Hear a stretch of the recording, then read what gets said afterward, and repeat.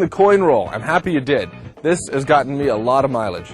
So here's how it works. There are some secrets besides what it just looks like. The coin is not flipped over on each finger. Instead, the finger that follows it pulls down on the coin. That's what flips the coin over. It's a downward pull. And when it reaches the pinky, your pinky reaches way up on the coin and pulls it under your hand. Your thumb catches it, and it goes back up. That's repeated over and over again. So remember, it's a downward thrust on top of it.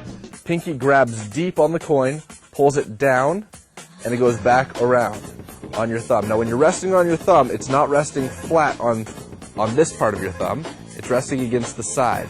The reason it's doing that is it's much easier to prop it up onto your finger from there. Then you start those downward pulls, pinky grabs low, and it goes back around. Now there's some keys to doing this.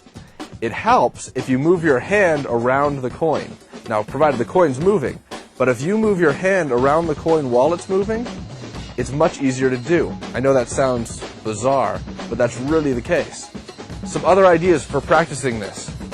Grab a metronome. That's the little thing that goes like this and ticks. If you're going for speed, the idea behind it is you want to slowly speed up that metronome so that every time it clicks, your coin is hitting the side of your finger. So that'd be click, click, click. This is going to increase your speed. Every time you do it, you increase it one notch on the metronome and you start moving much, much faster. If you want, you can compete against me in this.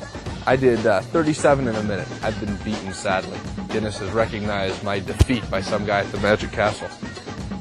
Another thing you can do, instead of using your thumb to bring it underneath your hand, to bring it back to that first finger, is you can have it reach the end of your fingers. When it reaches your pinky, you don't grab it deep. You leave it flipping over your pinky like that. Then you flip it back the direction it came. Back over your fingers the same way.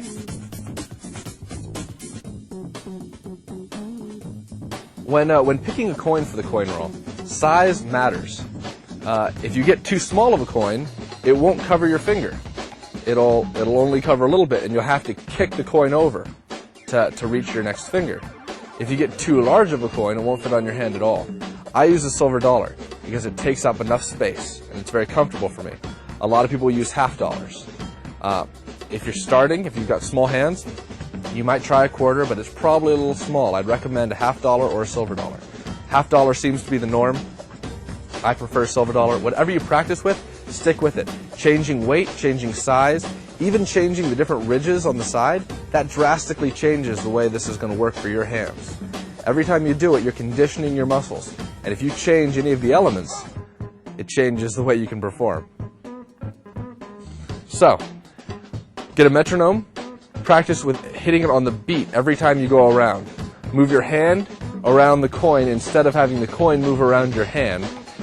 And remember, you're pulling down on the coin. You're not pushing the coin up with your fingers. You're pulling down with the following finger. You can also do multiple coins.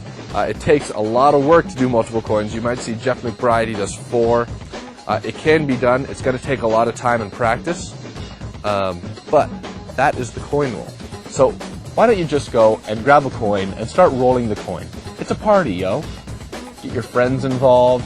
They'll go, oh my gosh, he's a master of sleight of hand. Or he has very bad time management skills and sits at home by himself a lot.